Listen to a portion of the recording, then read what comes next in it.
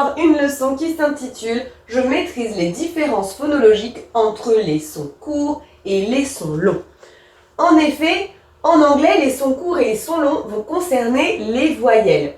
C'est très important parce que sinon, le mot peut avoir un autre sens. Comme a sheep, qui signifie un mouton, et a ship, qui signifie un navire. Donc c'est vraiment important. À chaque voyelle courte va correspondre une voyelle longue. Donc là, je vais te demander de bien écouter la différence entre ces mots. Cat, car, book, shoe,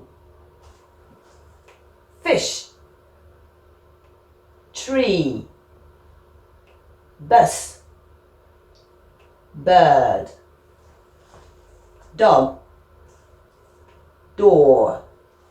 On remarque que pour les deuxièmes mots, comme ça, à chaque fois, la voyelle est longue.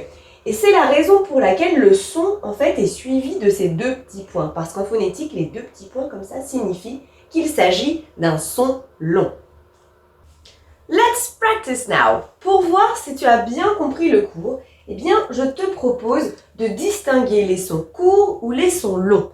Et donc, pour ce faire, j'ai demandé à Kevin, mon assistant, de nous prononcer à chaque fois ces paires de mots. Et on mettra en dessous soit L pour le son long, soit C pour le son court. Donc, pour les voyelles. Are you ready? Let's go.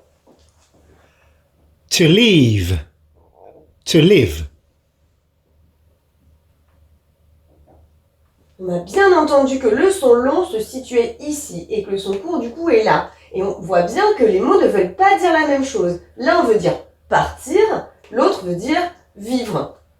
Deuxième paire. Ten. A teen. Le son court est ici, le son long est ici. A teen. Donc 10 et un adolescent. Troisième paire. A hill. A heel. Le son court est ici, le son long est ici. Une colline et un talon. La dernière paire. Chip. Cheap. Alors, chip peut vouloir dire notamment une frite comme dans fish and chips, alors que cheap veut dire peu cher. Donc, on a bien compris que cette histoire de son long et de son court, eh bien, c'est très important puisque le mot change. I hope it's easier for you now. See you later. Bye. Maintenant que tu as tout compris, entraîne-toi en faisant les exercices ci-dessous.